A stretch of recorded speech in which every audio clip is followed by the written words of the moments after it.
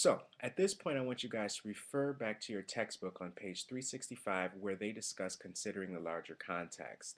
Now, when we think about this idea of the larger context in relationship to the metamorphosis, you can consider so many things outside of the actual story itself. So, for example, you can consider the society in which the writer writes this story. You can consider things about, or I should say, personal information about the author and how this information in this author's life might have gone into some of the characters.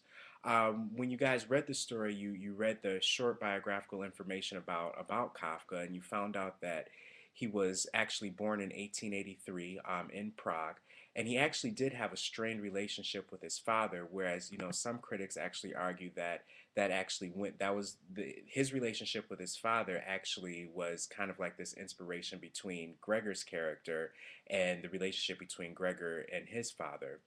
Kafka actually studied law, and he actually he's entered law school at the age of 18 in Germany. And after graduating, he worked at an insurance office. And so, even though he studied law, he ended up actually becoming a writer.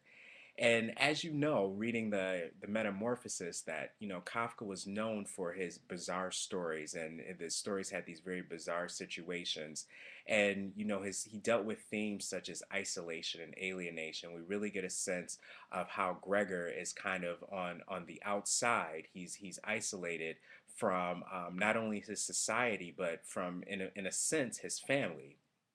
Um, we also found out that Kafka was a very precise writer. It took him a very long time to actually write the Metamorphosis, and he actually was actually working on three other writing projects that never got published by him because it took him so. They said that he was so painstakingly conscious of his actual writing and his technique.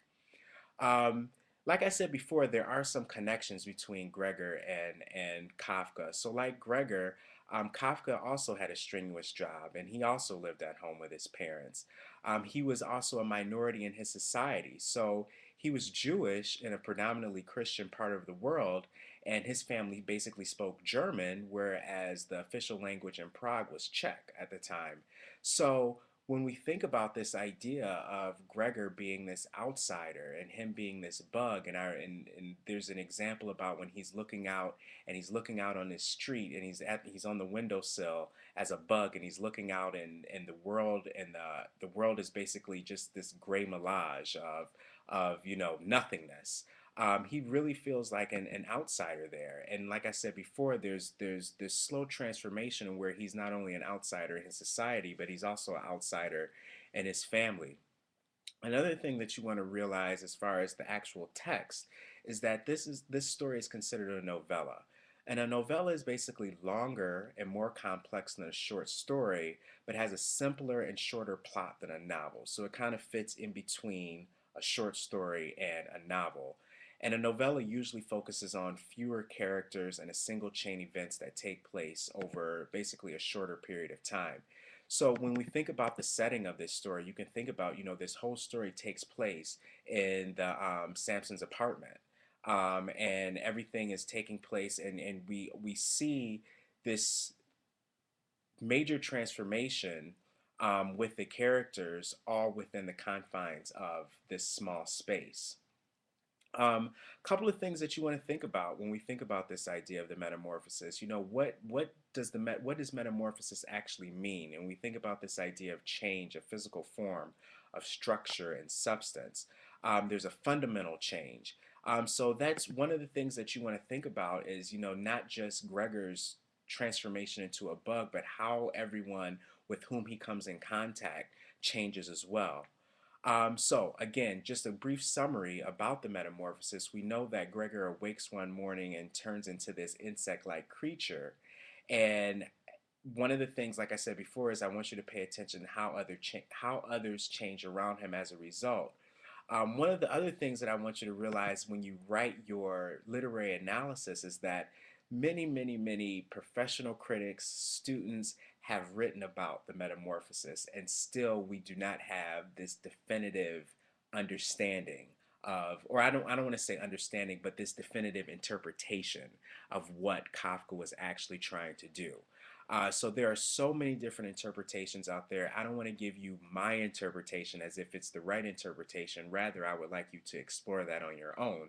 But I just wanted to kind of give you guys a larger context of the story, along with this idea of these some of these themes of existentialism. So when we think about existentialism, we want to think about the philosophical study of existence, and some of the early quote unquote existentialist theorists, such as Jean-Paul Sartre, wouldn't probably consider himself an existentialist, but many of their works deal with the study of existence, this idea of choice, this concept of free will, that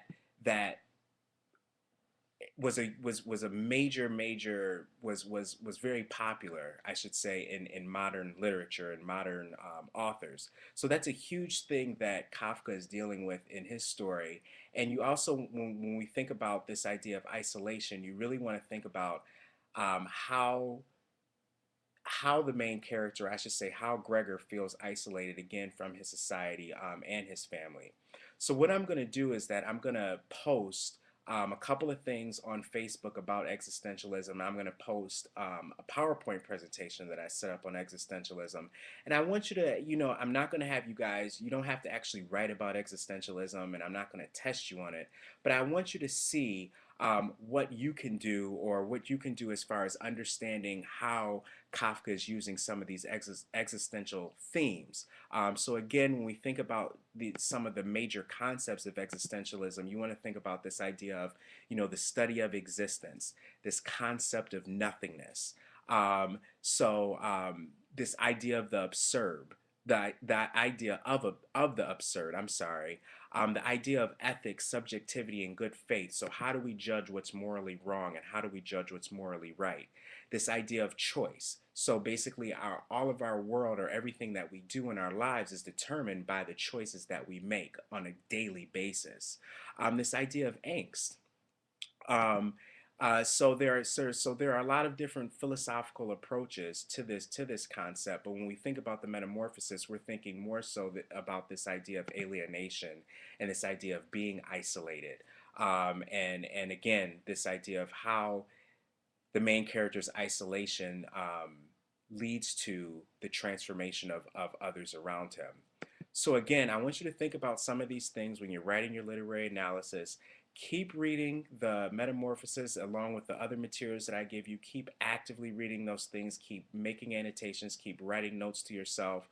And if you have any questions about the literary analysis, please let me know. So again, I'm available for any questions, any comments or concerns. Happy reading once again, and I'll see you guys online.